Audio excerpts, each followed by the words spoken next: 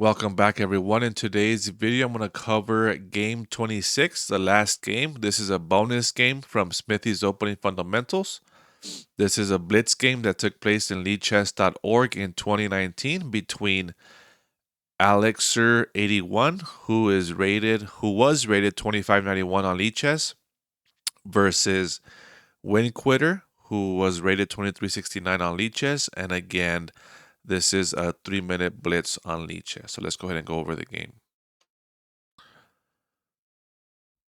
Some comments here before we start. This is a bonus game I witnessed after creating the core of this course. Notice how a very strong modern blitz player can still make common mistakes. Also, White's rating has been as high as 2800 on lead chess at blitz, and Black's highest rating has been 2500 on lead chess. So these are very strong players, but Black's mistakes make him look like a beginner. So let's go ahead and look at the moves. White plays the King's Gambit, offering a pawn for fast development. And this seems to completely throw Black off his game. Okay. This move develops the bishop, of course, and tempts Black to make a check with his queen. Okay, so Black is now tempted to do this queen check. Maybe King F1 and then knight to F3. And then later on, White will play D4 and win the pawn back, right? And again, Black can also hold on to the pawn by playing G5. Black goes D6. Okay, so here, if Queen H4 by Black, King F1, and the comments here say White's king is misplaced, but Black's queen is developed early, and White will win further time with Knight F3 next. White's initiative can become quite strong here. So meaning, forcing the queen to move, to retreat, and then playing D5 and develop fast. So let's go ahead and continue with D6. Knight F3, G5. Black holds on to the F4 pawn. Black is moving pawns and worrying about material. Oh no.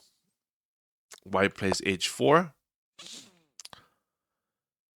Breaks to break up Black's pawns, leaving only weaknesses behind. So now G4, Black attacks the knight on F3. So White plays knight G5. F7 is now threatened. Knight H6, defending F7. Because all of his previous pawn moves, Black is forced to develop his knight to a stat square to defend F7. Yep, so it could have been different, right? The knight, if early, right, because of these pawn moves, the knight could have been developed to this better square, but now has to be on H6. D4, White has complete control of the center and is looking to recapture the pawn on D4. On F4. Queen E7. Again, attacking this pawn here. The idea might be to kick the knight out with F6.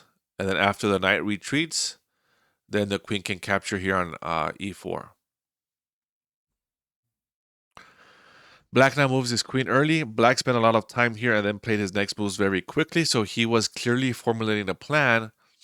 Unfortunately, he came up with the wrong one. Returning the pawn and finishing development seems best. So this seems more a better plan, right? Let White recapture the pawn, and then bishop G7. There's pressure on D4, and Black has caught up in development, though White's pieces are better placed, and Black has many weaknesses because of his early pawn moves.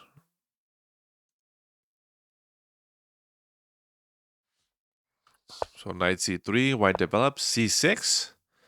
Black makes an unnecessary pawn move. And again, just based on the position, it seems like the action is here on the king side, right, for Black. Right, you have this knight position here. This is where Black has weaknesses because of his pawn moves. So making a pawn move here just kind of doesn't make sense, right? Of course, if you see the idea, you can see that black wants to play b5 and kick the bishop out, right? And then maybe after that, black can play b3 to kick this knight out, right?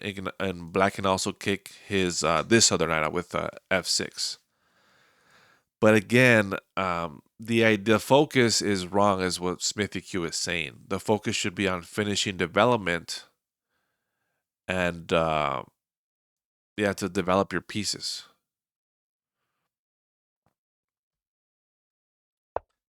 White castles, f6. Black responds by trying to win material with another pawn move. Of course, White's knight could have been trapped by this move since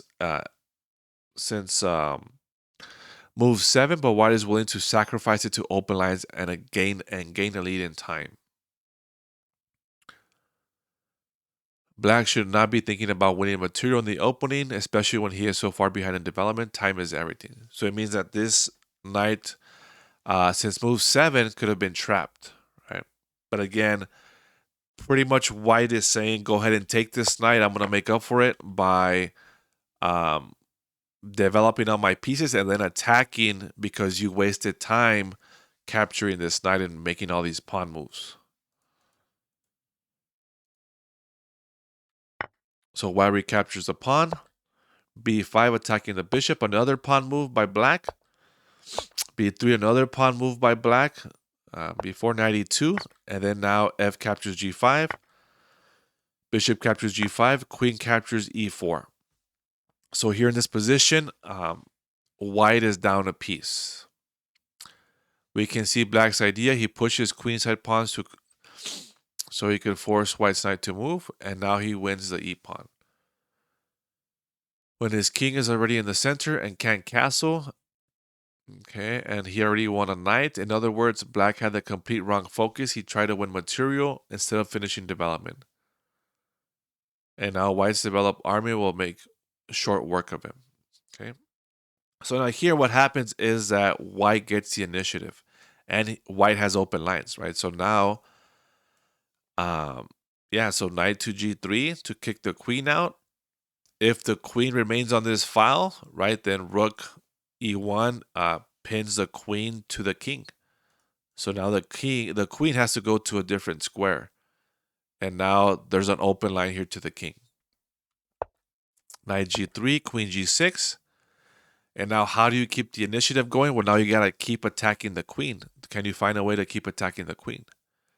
Yes, well, it's going to be rook to f6. Attacks the queen and attacks this pawn here. Now he improves the rook with tempo. Queen g7. Now again, if we compare this to a couple of moves ago, right, with White sacrificed a knight to gain a better position, the initiative and a better position. Queen d3, and the queen slides forward, allowing the last piece into the game. d5 to block the bishop, but there's nothing Black can do. So now rook e1 check. It's move 17 and White is fully developed. Black has two pieces developed, one his queen and the other a knight on the edge of the board doing nothing. Black is toast. So Black has to run away. King d7. Rook captures h6. White wins back his piece. Bishop d6. Finally, Black develops a piece, but then knight f5 forking the queen and the bishop, right? So now Black will lose a piece. But then he immediately loses it, so he resigns. I wanted to show this game for several reasons. Most of my examples came from the last century, so it's nice to see people playing like Morphy in 2019. Modern players still violate opening principles, and they can get punished in the exact same way. Many of you love playing Blitz, and you'll get strange openings like this frequently. Here's proof that following the principles still works, and violating them can lead to quick defeat. White only spent 38 seconds on this entire game. Clearly a big reason. Clearly, a big reason is because he is a very strong player. But following the opening principles, where you focus on development over anything else, allows you to play faster.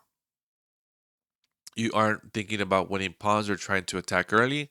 You focus on development, and once you are developed, you use it. Powerful stuff.